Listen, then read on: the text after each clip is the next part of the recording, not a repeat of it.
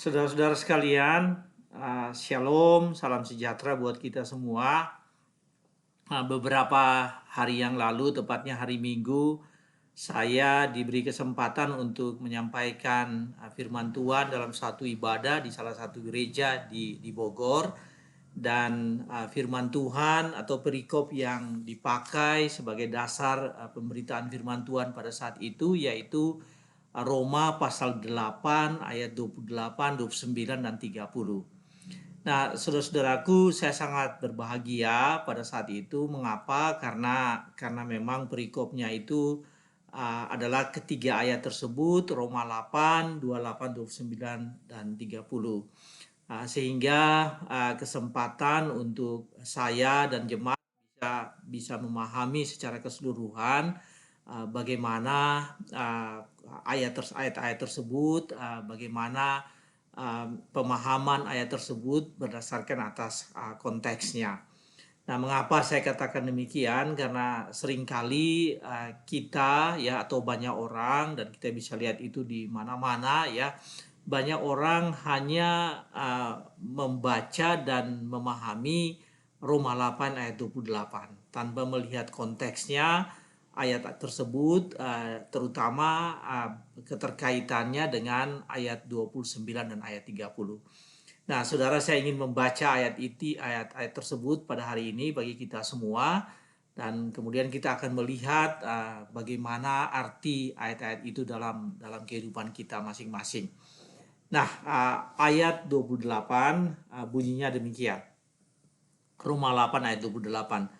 Kita tahu sekarang bahwa Allah turut bekerja dalam segala sesuatu untuk mendatangkan kebaikan bagi mereka yang mengasihi Dia.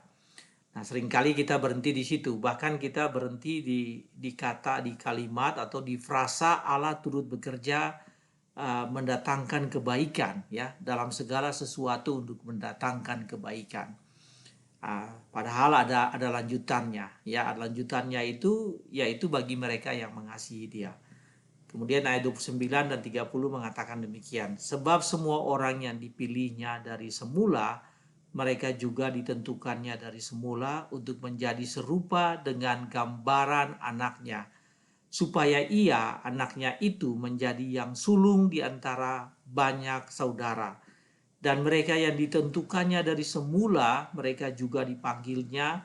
Dan mereka yang dipanggilnya, mereka itu juga dibenarkannya. Dan mereka yang dibenarkannya, mereka itu juga dimuliakannya. Nah, saudara-saudara sekalian, seperti tadi saya katakan bahwa ayat yang banyak disukai orang ini seringkali hanya dilihat, dipetik, lalu ya dilihat, dipetik ya, lalu kemudian dipahami secara terpisah tanpa melihat konteksnya secara keseluruhan. Terutama ayat 8 pasal 8 ayat 28 ini, bahwa Allah turut bekerja dalam segala sesuatu ya. Allah turut bekerja dalam segala sesuatu untuk mendatangkan kebaikan.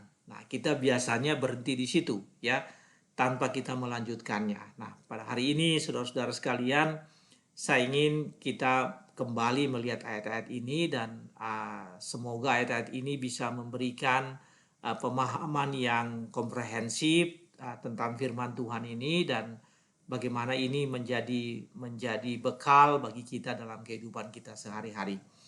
Nah, pertama yaitu ayat 8 ayat 28 sendiri ya. Allah turut bekerja dalam segala sesuatu untuk mendatangkan kebaikan ya.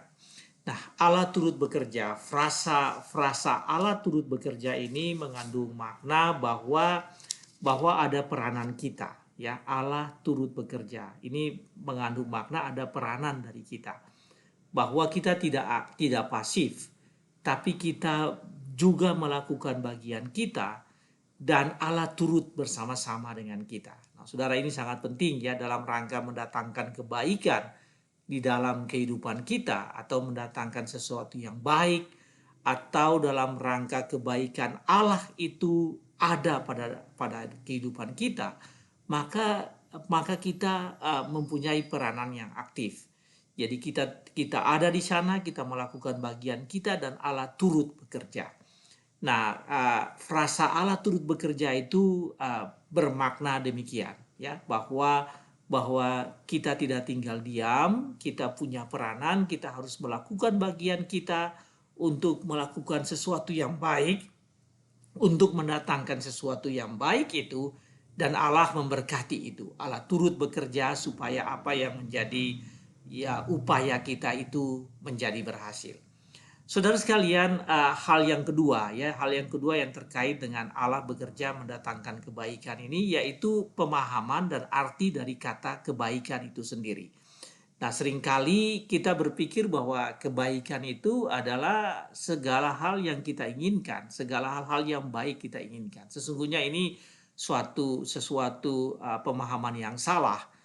Karena yang dimaksudkan dengan kebaikan di sini adalah kebaikan menurut indikator dan standar Allah. Jadi kebaikan bukan menurut kita, Allah mendatangkan kebaikan bukan menurut indikator kita dan keinginan kita, tetapi kebaikan menurut standar dan ukuran Allah. Nah, saudara sekalian, apa yang baik menurut kita ya belum tentu baik menurut Allah. Tetapi apa yang baik menurut standar Allah sudah pasti pada akhirnya menjadi baik bagi kita. Nah, seringkali kita terjebak pada hal ini ya, kita berpikir bahwa kebaikan itu adalah sesuai dengan kehendak kita. Tetapi maksud ayat ini adalah kebaikan yang menurut standar Allah. Jadi Allah turut bekerja menuntut peranan kita, tetapi dan mendatangkan kebaikan. Dan kebaikan itu adalah bukan sesuai dengan keinginan kita, tapi adalah sesuai dengan standar dan ukuran Allah. Saudara-saudara sekalian, pada tahun 1997 di Manila ya, ada satu pertemuan penting dan yaitu pertemuan ASEAN Plus. Jadi negara-negara ASEAN ditambah dengan beberapa negara penting lainnya di dunia ini, terutama di Asia, dan dihadiri oleh Perdana Menteri Jepang pada saat itu yang bernama Fukuda. Kemudian dalam pidatonya Fukuda menyampaikan hal yang pada akhirnya disebut sebagai Fukuda Doktrin. Dan doktrin itu apa, saudara-saudaraku? Doktrin itu mengatakan demikian, bahwa dalam rangka memperoleh kebaikan, dalam rangka bahwa berbagai pihak, terutama di sini dua pihak, mendapatkan kebaikan ya, atau dapat hidup dalam suasana yang saling memahami satu dengan lain dan dapat bekerja bersama untuk mendatangkan kebaikan ya, maka ya kedua orang itu harus berbicara dari hati ke hati. Jadi speaking from heart to heart. Apa itu doktrin Fukuda Doktrin? Fukuda Doktrin adalah speaking from heart to heart dalam rangka mendatangkan kebaikan. Berbicaralah dari hati ke hati dalam rangka mendatangkan kebaikan. Saudara-saudara sekalian, kalau Allah turut serta bekerja ya dalam segala sesuatu untuk mendatangkan kebaikan, maka Anda harus speaking from heart to heart, berbicara dari hati ke hati dengan Allah ya, supaya bisa memahami ya. Anda bisa memahami apa yang menjadi suara hati Anda dan Allah tahu apa itu keinginan Anda. Anda harus mengekspresikan keinginan hati Anda itu kepada Allah dan Anda harus menerima, mengetahui apa suara hati Allah kepada Anda. Saudara-saudara sekalian, firman ini 828 mengatakan ya, mengajarkan kepada kita bahwa dalam rangka bekerja, Allah bekerja, ikut serta dalam semua kegiatan atau semua aktivitas kita dalam kehidupan kita untuk mendatangkan kebaikan yang menurut standar Allah itu, maka diperlukan berbicara dari hati ke hati dengan Allah. Saudara, berbicara dari hati ke hati artinya Anda bisa berdoa, Anda bisa menyampaikan suara hati Anda, keinginan hati Anda kepada Allah itu di mana saja, kapan saja, setiap saat ya. Anda bisa menyampaikan hal itu, tetapi juga Anda harus siap mendengarkan suara hati Allah, yaitu melalui firman-Nya kepada Anda. Nah, itu pelajaran pertama saudara sekalian, dalam rangka Allah bekerja mendatangkan kebaikan, maka Anda harus speaking from heart to heart, communication from heart to heart dengan Tuhan, hati ke hati dengan Tuhan, agar supaya kebaikan yang Anda upayakan itu, hal yang Anda kerjakan itu mendatangkan kebaikan sesuai dengan standar dan ukuran Allah.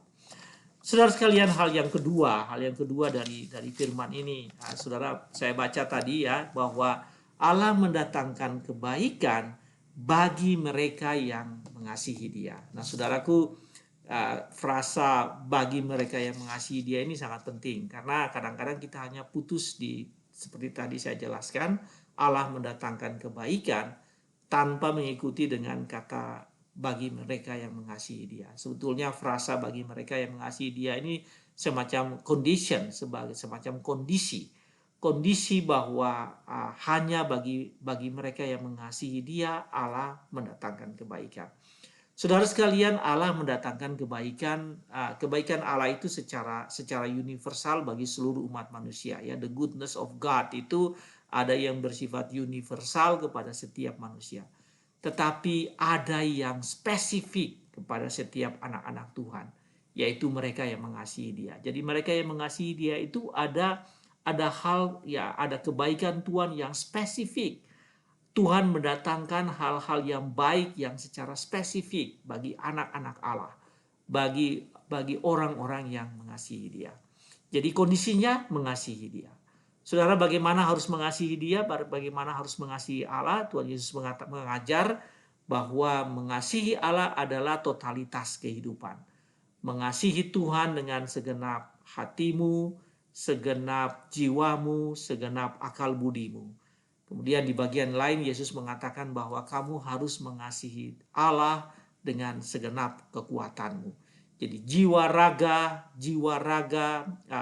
rohania, badania, ya, emosional, semuanya itu adalah digunakan, dipakai untuk mengabdi kepada Allah, mengasihi Allah dengan segenap keberadaan dan eksistensi kehidupanmu. Itu yang dimaksudkan dengan mengasihi Tuhan. Saudara, pada zaman Musa mengajarkan kepada Israel tentang mengasihi Allah, ya, mengasihi Allah. Di dalam Ulangan 6 dikatakan bahwa mengasihi Allah itu seperti tadi, kasihlah Tuhan Allahmu dengan segenap jiwamu, segenap akal budimu, dan dengan segenap hatimu. Tetapi juga Musa mengatakan bahwa wujudnya yaitu lakukan perintah Tuhan, melaksanakan perintah dan titah Tuhan. Jangan melupakan Tuhan dalam segala hal. Takut kepada Tuhan, kepada Dia sajalah beribadah. Takutlah kepada Allah dan hanyalah kepada Dia saja beribadah. Itu adalah wujud dari mengasihi Tuhan. Jadi saudara, ketika dikatakan saudara mengasihi Tuhan, maka hanya kepada Tuhan saja saudara beribadah, tidak kepada yang lain. Kepada Tuhan saja saudara mengandalkan, dan saudara tidak melupakan Tuhan dalam segala perkara. Kemudian dikatakan juga oleh Musa bahwa jangan mencobai Tuhan. Kepada orang Israel, Musa mengatakan jangan mencobai Tuhan. Nah, saudara-saudara sekalian, Allah mendatangkan kebaikan bagi mereka yang mengasihi Dia. Pertanyaannya, apakah Anda sudah mengasihi Allah dengan sungguh-sungguh atau tidak? Kalau saudara sudah mengasihi Allah dengan sungguh-sungguh, maka Allah bekerja dengan saudara untuk mendatangkan kebaikan. Karena itu, saudaraku, supaya Anda mendapatkan kebaikan menurut standar Allah dan ukuran Allah yang tentu saja baik bagi Anda itu, maka Anda harus sungguh-sungguh mengasihi Tuhan. Beribadah kepada Tuhan, ya, percaya kepada Tuhan, mengandalkan Tuhan, melakukan perintah-perintah yang dan titah-titah Tuhan yang sudah Tuhan ajarkan, dan jangan mencobai Tuhan. Jangan ragu sedikit pun kepada Tuhan, terhadap pimpinan Tuhan, bergantung penuh pada Tuhan, maka Tuhan akan bekerja mendatangkan kebaikan. Karena itu adalah wujud dari kasih Anda kepada Tuhan, dan Allah bekerja, Tuhan bekerja mendatangkan kebaikan bagi Anda yang sudah mengasihi Dia. Nah, saudara, hal yang ketiga yang cukup panjang dijelaskan di dalam ayat 29 dan ayat 30 itu sebetulnya menunjukkan suatu kondisi lain, ya, kondisi lain yang sangat diperlukan agar supaya Allah bekerja mendatangkan kebaikan bagi diri Anda, bagi kita semua. Nah, saudara, saya akan baca di bagian akhir dari ayat 29 ini mengatakan begini, ya. Ayat 28 mengatakan begini, yaitu mereka yang terpanggil sesuai dengan rencana Allah. Jadi Allah bekerja dalam segala sesuatu mendatangkan kebaikan bagi mereka yang mengasihi Dia. Itu kondisi yang pertama. Dan kondisi yang kedua, bagi mereka yang terpanggil sesuai dengan rencana Allah. Jadi tidak kepada semua orang, tetapi bagi mereka yang mengasihi Dia, bagi mereka yang terpanggil sesuai dengan rencana Allah. Saudara-saudara sekalian, bagian terakhir dari ayat 28 ini kemudian dijelaskan di dalam ayat 29 dan ayat 30. Saudara, ayat 29 dan 30 ini saya perlu membacakan sekali lagi bagi kita, ya. Bunyinya demikian, sebab semua orang yang dipilihnya dari semula, mereka juga ditentukannya dari semula untuk menjadi serupa dengan gambaran anaknya, supaya ia anaknya itu menjadi yang sulung di antara banyak saudara.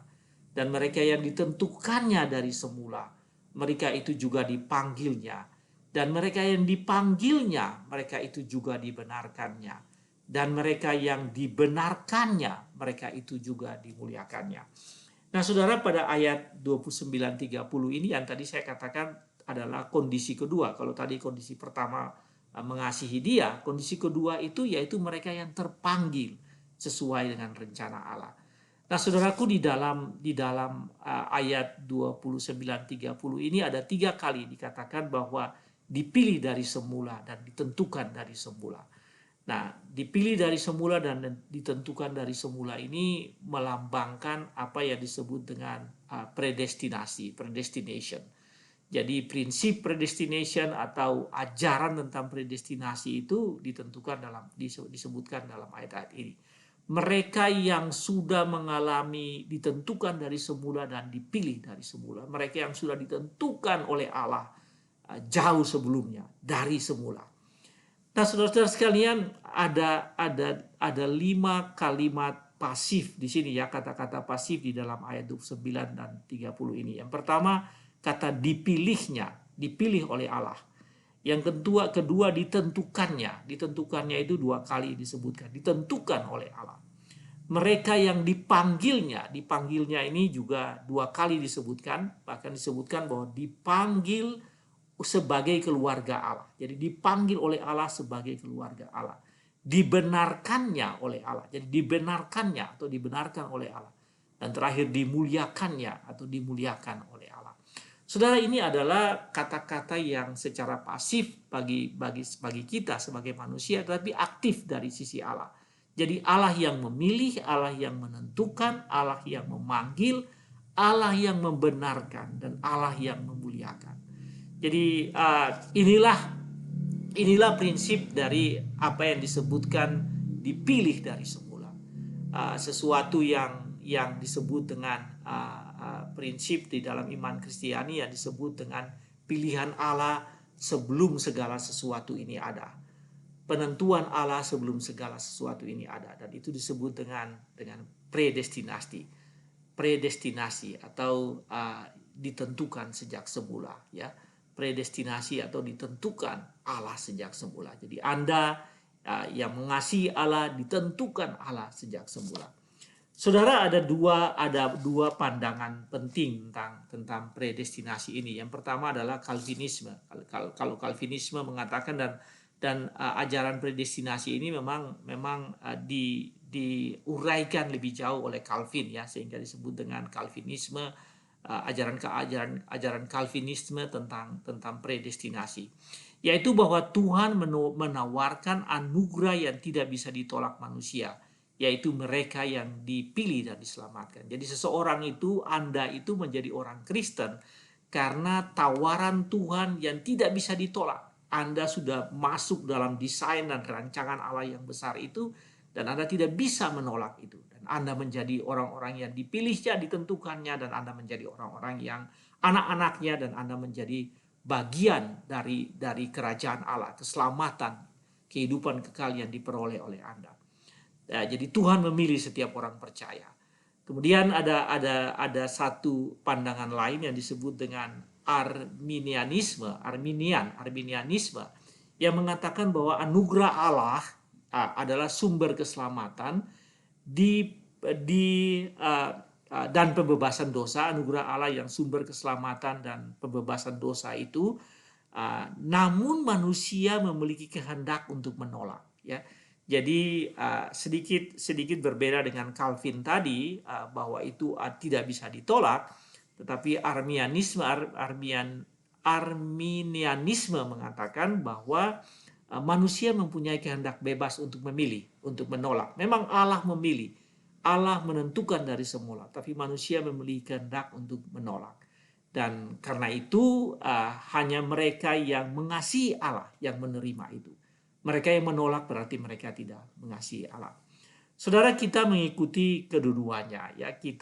Anda dan saya sebagai orang-orang percaya mengikuti baik itu Calvinisme maupun Arminianisme. Jadi kita ditentukan dari semula dan kita tidak menolak itu, dan ketika kita menerima itu maka kita mengasihi Tuhan, ya. Jadi kita tidak menolak Tuhan tapi kita mengasihi Tuhan. Jadi kondisi yang tadi bagi mereka yang mengasihi Dia itu sebetulnya Arminianisme, dan sementara yang sesudahnya predestinasi ini sebetulnya Calvinisme. Saudaraku, ini agak sulit untuk memahami ini, tetapi bagi kita mengikuti kedua-duanya, bahwa kita dipilih oleh Allah dan kita menerima Allah, ya. Kita menerima Allah dan mengasihi Allah. Kita menerima Allah sebagai juru selamat, kita menerima pilihan itu, dan pada akhirnya kita akan hidup bersama-sama dengan Allah. Saudara, Allah bekerja membawa kebaikan. Ya, apa artinya ini? Ini artinya bahwa Allah bekerja membawa kebaikan karena Anda sudah ditentukan dari semula. Allah bekerja membawa kebaikan bagi Anda karena Anda mengasihi Allah. Tadi kondisi pertama, tapi kondisi kedua ini karena Anda sudah ditentukan oleh Allah sejak semula. Anda sudah menerima Kristus dalam kehidupanmu, dan karena itu Anda menerima berkat, dan Allah bekerja dalam kehidupan Anda untuk mendatangkan kebaikan dalam kehidupan Anda. Saudara, sebagai kesimpulan, ya, saya ingin kita melihat dari bagian pertama dari ayat 28, ya. Jadi ada beberapa kalimat, ya, beberapa kata di sini atau satu frasa yang mengatakan demikian. Kita tahu sekarang. Jadi awal dari ayat 28 ini dengan kalimat yang berbunyi kita tahu sekarang. Nah, kata kita tahu atau frasa kita tahu sekarang ini berarti bahwa sekarang kita harus yakin. Jadi kalau saya tahu sekarang bahwa Allah mendatangkan kebaikan, itu berarti sekarang saya harus semakin yakin bahwa Allah turut bekerja dalam segala hal, dalam segala sesuatu yang kita gumuli, menyangkut kehidupan saya, menyangkut semua pergumulan kehidupan saya. Sebab Allah telah mengasihi saya, sebab Allah telah mengasihi Anda dan akan terus mengasihi Anda. Saudara, karena itu maka hal-hal yang baik dari Allah atau yang disebutkan dengan the goodness of God, ya, kebaikan Tuhan akan diberikan kepada Anda. Saudaraku, Roma 8 ayat 28 ini memang begitu hebat, begitu penting, bahwa dalam segala keberadaan hidup kita, segala aspek hidup kita Allah turut bekerja. Mengapa? Karena ada dua kondisi. Karena Anda mengasihi Allah, ya. Hanya karena Anda mengasihi Allah maka Allah ikut bekerja. Hanya karena totalitas kehidupan Anda serahkan kepada Allah maka Allah turut bekerja. Dan hendaklah itu Anda lakukan terus, menyerahkan kehidupan ini supaya Allah turut bekerja untuk mendatangkan kebaikan bagi Anda. Tetapi ada kondisi kedua yang sebetulnya lebih penting, yaitu apa? Yaitu bahwa Anda telah ditentukan sejak semula. Anda telah dipilih sejak semula. Dan karena itu Anda mendapatkan rahmat, anugerah, dan kebaikan Tuhan itu. Dan Tuhan terus bekerja dalam kehidupan Anda karena Anda adalah orang-orang pilihan Allah. Anda adalah orang-orang yang ditentukan Allah. Bahkan disebutkan di sana bahwa karena kebaikan Tuhan, maka Anda dibenarkan. Dan pada akhirnya Anda dimuliakan dalam kehidupan bersama-sama dengan Allah. Demikianlah firman Tuhan. Tuhan berkati saudara sekalian. Amin.